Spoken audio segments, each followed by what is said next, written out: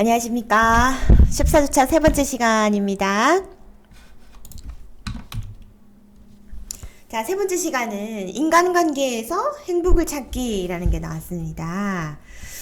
네, 우리가 살아가면서 인간은 자신이 원하는 것을, 바라는 것을 얻으면 행복해질 것으로 여기지만, 그러나 무엇보다 가장 소중한 것은 자기 주변에 있는 사람들입니다.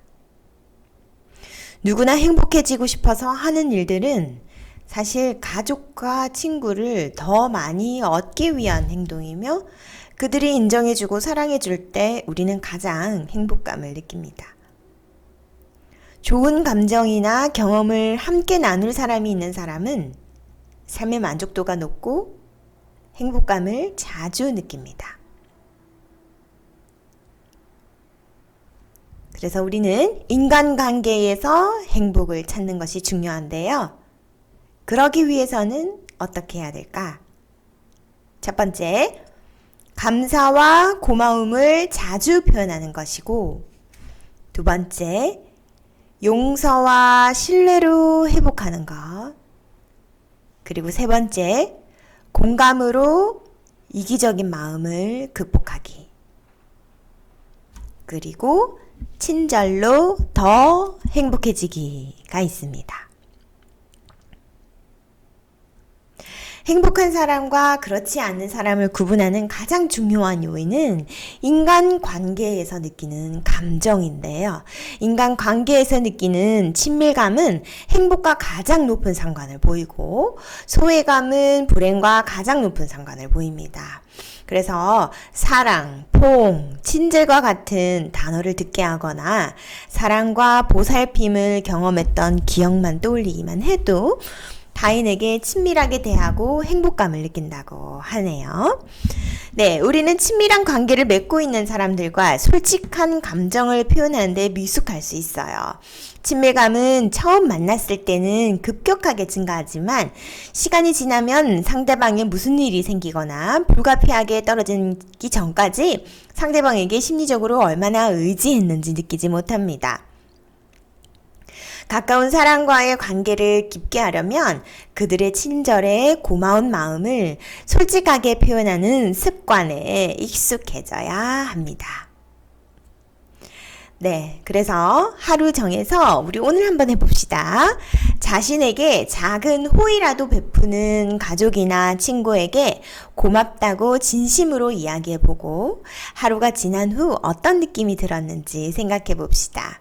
그리고 특히 가족, 부모님에게 평소에 가지고 있던 고마운 마음이나 편지, 선물을 전하고 또 그때의 느낌을 또 기억해 보도록 합시다. 그렇게 해서 우리가 감사, 고마움을 자주 표현하면서 인간관계에서 행복을 찾는 연습을 할 수가 있다고 하는데요. 본 활동과 관련한 음악 감상을 나중에 추후에 하도록 하겠습니다.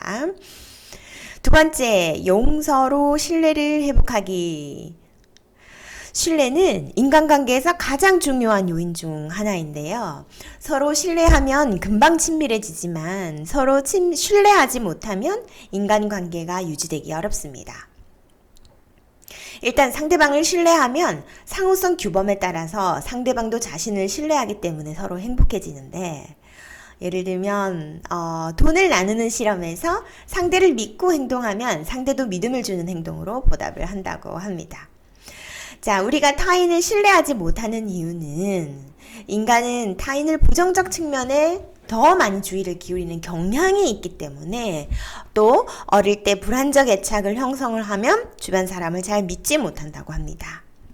그래서 신뢰를 느꼈던 경험보다 신뢰가 깨졌던 경험을 더 잘 기억하기 때문에 우리가 타인을 신뢰하지 못하는 이유가 될 수도 있고 신뢰가 깨지면 신뢰를 깨뜨리는 행동을 한 가지로 발생한 부정적 감정으로 극복하려면 5번 넘게 신뢰를 주는 행동을 해야 그게 극복이 된다고 하네요. 그래서 인간관계에서 신뢰를 깨는 것은 심각한 마음의 상처를 남기고 과잉 일반화로 누구도 믿지 못하게 하는 행동이 될 수도 있다고 합니다. 누군가를 신뢰하지 않고 원망하면서 살아간다면 자기 자신이 가장 큰 마음의 상처를 받게 되는 거죠. 누군가에게 원망하는 마음을 갖고 있는 것은 마치 상대방에게 던지려고 뜨거운 석탄을 들고 있는 것과 마찬가지로 자기가 더 큰 상처를 받게 되는 거고, 타인에 대한 신뢰를 회복하고 용서하려면 같은 상황이라도 인간은 서로 다르게 행동할 수 있다고 여기고 상대방의 관점에서 말이나 행동을 다시 생각해 봅니다. 그래서 그 사람도 그 상황에서는 최선을 다했을 것이라고 연민의 마음을 갖는 것이죠. 사랑을 받아본 사람만이 사랑할 수 있고 용서를 받아본 사람만이 용서를 할 수 있다는 걸 알게 되었습니다. 라고 하는 영화에 나오는 문구를 통해서도 우리가 타인에 대한 신뢰를 회복하고 용서하는 걸 통해서 인간관계에서 행복을 찾을 수 있다는 걸 하고 있습니다. 네, 그래서 용서로 신뢰를 회복하는 방법은 상대방을 불신하게 된 사건과 그때의 부정적 감정을 떠올리고 상대방의 관점에서 말이나 행동을 받아들이려고 노력한 후에 상대방은 그 상황에서 최선을 다했을 것이라고 연민의 마음으로 용서를 합니다. 예를 들면 이제 생각해보니 당신이 한 말이나 행동은 그때 당신으로서는 최선인 듯합니다. 나는 당신을 용서합니다. 라는 거죠. 네. 자, 그 다음 세 번째, 공감으로 이기적인 마음을 극복하기. 경쟁사회에서는 자신의 이익에만 관심을 갖지만 이러한 이기적 마음은 성공과 행동을 방해하기도 합니다. 이기심을 가진 사람은 끊임없이 타인과 비교하고 작은 성과에 집착하기 때문에 실패할 가능성이 높고 실패하게 되면 자존감이 무너지기 쉽습니다. 이기심을 일으키는 자기중심적 태도는 당장은 인간관계에서 이익을 가져다 줄 수 있지만 친밀한 인간관계를 어렵게 하고 행복과 멀어지게 합니다. 타인의 괴로움을 자신의 것처럼 느끼고 타인을 도와주려는 이타심은 인간의 본능입니다. 살아있는 시간이 얼마 남지 않을 때 우리는 무엇을 하고 싶은지 물으면 사람들은 가족과 함께 시간을 보내거나 누군가를 돕고 싶다고 말합니다. 이것은 타인과 마음을 나누고 그들을 돕는 것이 삶에서 가장 의미 있는 일이라는 것을 말하고 있지요. 그래서 자신이 직접 하지 않더라도 타인이 누군가를 돕거나 친절을 베푸는 것을 보기만 해도 가슴이 따뜻해지고 뭉클한데 이것을 이타적 감정의 고향이라고 합니다. 이기심을 극복하고 이타심을 높이는 가장 좋은 방법은 상대방의 입장에서 공감하는 것입니다. 인간은 공감 회로를 가지고 태어나기 때문에 우리 마음속에는 상대방의 입장에 공감하려고 하는 욕구가 내재되어 있습니다. 타인의 고통은 우리 몸에 생리적 반응을 일으키고 이러한 반응은 우리가 이타적으로 행동하도록 유도하는데요. 즉, 뇌가 자기중심 모드에서 보살핌 모드로 전환되면 미주신경이 활성화되고 옥시토신이 증가해서 이타적 행동이 증가한다는 거죠. 타인에 대한 공감은 상대방의 관점에서 그의 생각과 감점을 이해하는 것에서 출발하는데 공감적 대화를 통해 상대방의 생각과 감정을 이해하려고 노력하면 인간관계가 깊어진다고 합니다. 공감적 대화 연습하기 방법입니다. 첫째, 상대방의 말을 경청한다. 상대방의 말을 주의 깊게 들어주면 상대방은 존중받고 있다는 느낌을 얻게 되고 이때 관심을 표현하거나 말을 요약해주면 더 깊은 대화가 가능합니다. 둘째, 상대방의 생각과 감정에 공감해 줍니다. 상대방이 가진 생각과 감정을 그의 입장에서 생각해보고 적당한 말로 상대방의 생각과 감정을 인정해주면 공감이 증가하여 서로 친해질 수 있습니다. 그래서 상대방의 말을 경청하고 공감해주면 대화의 문이 열리고 그전에는 알지 못했던 상대방의 진심도 알게 되어서 상대방에게 더 이타적으로 대할 수 있게 된다고 합니다. 자, 그리고 마지막 친절로 더 행복해지기입니다.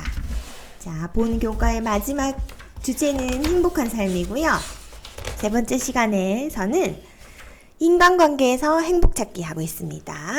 인간관계에서 행복을 찾기 위해 감사와 고마움을 자주 표현한다. 용서로 신뢰를 회복한다. 공감으로 이기적인 마음을 극복한다. 그리고 마지막 친절로 더 행복해지기입니다. 여러분 친절하십니까? 혹은 누군가 나에게 친절하면 여러분 기분이 어떠신가요? 좋습니다. 사람들은 행복해지려면 뭔가를 사거나 가져야 한다고 생각하지만 가장 쉽게 행복해지는 방법은 타인을 위해 무언가를 해주는 것입니다. 가장 높은 행복감을 준 소비는 자신이 아닌 타인을 위해 소비한 경우입니다. 예를 들어 내가 사용할 지갑을 살 때보다 엄마를 위해 뭔가를 샀을 때가 더 행복하다. 인간은 타인에게 무엇인가를 해주는 것이 긍정적인 감정을 유발하도록 진화되어 왔습니다. 그래서 타인에게 무엇인가를 해준다는 행위를 생각만 하더라도 뇌의 보상 영역이 활성화된다는 거죠. 타인에게 친절하려면 어떻게 해야 될까요? 첫째, 친절한 관점을 갖습니다. 친절한 관점을 갖기 위해서는 타인도 자신과 똑같이 즐거움과 고통을 느끼는 존재라고 여기고 그들이 행복하고 편안하기를 바라는 마음을 갖는 것입니다. 그러기 위해서는 타인에 대한 선입견이나 판단을 멈추고 상대방에게 베푸는 친절에서 느끼는 긍정적인 감정에 집중해야 합니다. 둘째, 친절한 행동을 자주 시도해서 습관화하는 것인데요. 친절한 행동을 처음 하려고 하면 남들이 어떻게 생각할지 고민을 하지만 자주 시도하게 되면 친절한 행동이 습관화되어서 자연스러워집니다. 친절한 행동에서 가장 중요한 것은 시간을 선물하는 것으로 상대방이 필요로 할 때 같이 있어주는 것인데 상대방이 힘들어할 때 상대방의 말을 경청해주는 것은 다른 것보다 효과적인 친절한 행동입니다. 마지막으로 작은 기부를 신청하는 것은 자존감을 높여주고 친절한 행동을 증가시키는데 도움이 된다고 합니다. 친절을 베풀어 행복해지는 방법. 첫째, 주변 사람에게 기대하지 않았던 친절을 베풀어 봅시다. 이러한 친절은 보답을 기대하지 않는다라는 점에서 주는 행위의 힘이고 친절을 받은 사람보다 준 사람에게 더 좋은 기분을 선물한다라는 겁니다. 기대하지 않고 친절을 베풀어 봅시다. 두 번째, 불특정 다수를 돕는 행동에 참여해 봅시다. 기부를 하거나 헌혈을 하는 등 자신에게 봉사를 하거나 자신에게 긍정적 가치를 부여하고 자존감을 높여주는 행동에 참여하는 것입니다. 자, 이렇게 해서 인문예술과 감성지능 교과가 거의 마무리가 되었습니다. 마지막은 우리 교과 내용에서 배웠던 행복해지는 삶을 위해서 연습할 수 있는 것 중에서 감사 편지를 쓰는 활동과 연계한 음악 감상이 이어지겠는데요. 본 교과 활동이 모두 마무리가 되었는데 여러분 그동안 어떠셨습니까? 인문예술과 감성지능이라는 교과를 통해서 여러분이 자기 성찰과 또 예술을 통한 신미감을 향상시키고 그와 더불어서 자연스럽게 감성지능이 향상되었기를 기대합니다. 본 교과의 내용이 모든 수강생 여러분에게 의미 있는 시간이 되었기를 바랍니다. 그동안 너무 감사합니다. 수고 많이 하셨습니다.